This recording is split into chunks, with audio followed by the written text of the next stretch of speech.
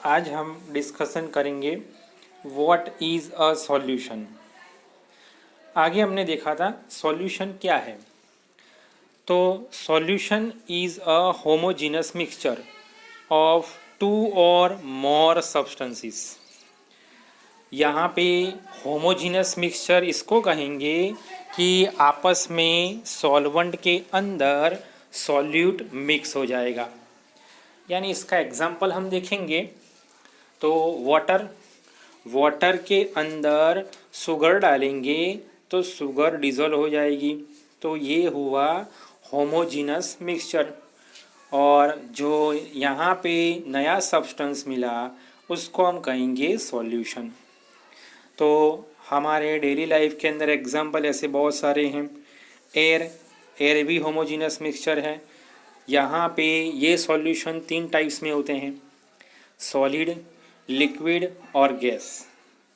Solid के बारे में हम देखेंगे एग्जाम्पल तो एलॉय यानी to or more element mix with each other. यहाँ पे सब अपनी अपनी प्रॉपर्टी वैसे के वैसे रखेंगे।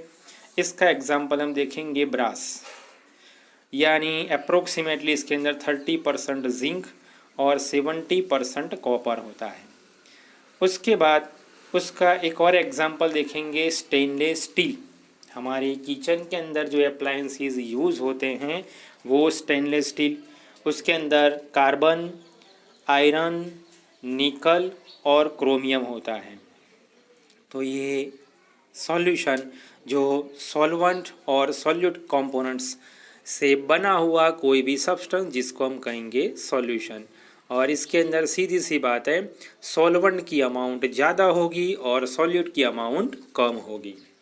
एग्जाम्पल हमें यहाँ पे दिया हुआ है, solution of sugar in water is a solid in liquid solution.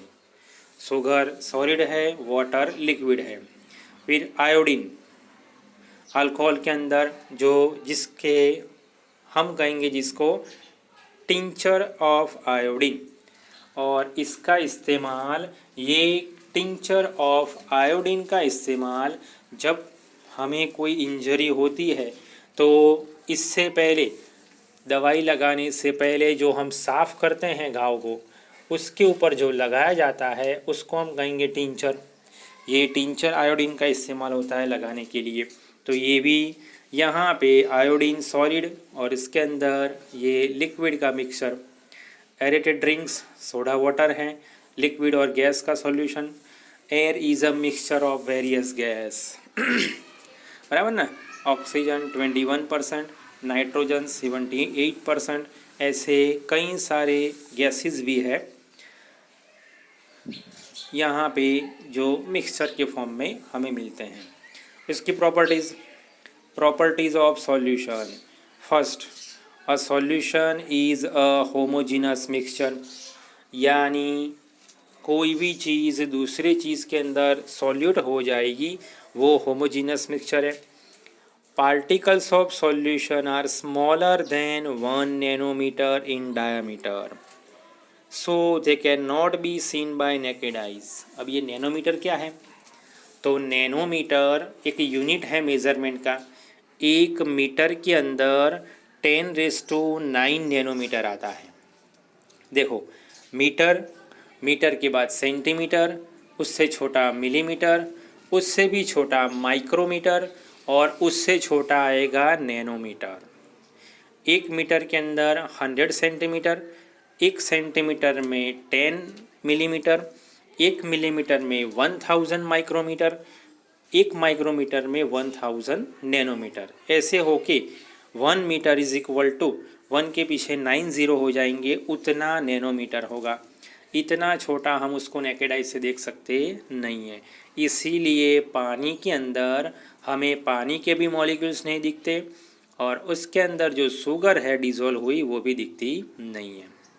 Because of very small particle size, they do not scatter a beam of light passing through the solution. इतने छोटे पार्टिकल्स होने की वजह से यहाँ पे जब उसमें से लाइट पास होगी तो लाइट का स्कैटरिंग नहीं होना। स्कैटरिंग होना यानी बिखेर जाना। लाइट बिखरेगी नहीं, सीधी की सीधी निकल जाएगी। And path of light is not visible, और लाइट का पाथ भी हमें नहीं दिखाई देगा। लाइट का पाथ मतलब मालूम है कैसे? तुम मान लो घने जंगल के अंदर तुम देखो, जब सन के रेज नीचे आते हैं तो कैसे लाइट का पाथ दिखता है, ऐसे ही यहाँ पे ये सॉल्यूशन के अंदर से जब लाइट पास होगी तो लाइट उसमें से उसका रास्ता हमें दिखाई देगा नहीं, सिर्फ उजाला दिखाई देगा, रास्ता नहीं दिखाई देगा। इसीलिए यहाँ पे path of light is not visible in a solution. The solute particles cannot be separated from the mixture by the process of filtration। और जो सॉल्यूट पार्टिकल्स है पिघले हुए हैं, हम उसको फिल्ट्रेशन से अलग कर सकते नहीं हैं।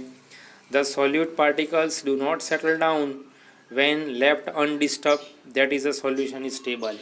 अगर हम सॉल्यूशन को स्टेबल बिना हिलाए लंबे समय तक छोड़ देंगे तो अंदर जो पिघले हुए पार्टिकल्स है वो नीचे सेटल डाउन होंगे नहीं, वो हमें नीचे सेटल हुए दिखाई देंगे नहीं।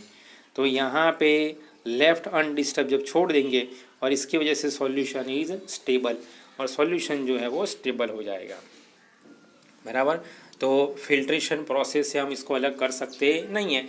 मान लो लेमन डिज़ोल्व किया, इसको फिल्टर करेंगे तो लेमन अलग नहीं हो जाएगा, उसको अलग करने के लिए दूसरी प्रोसीजर का इस्तेमाल करना पड़ेगा, बराबर। यहाँ तक देखते हैं, बाकी नेक्स्ट लेक्चर में आगे का टॉपिक डिस्कशन करेंगे।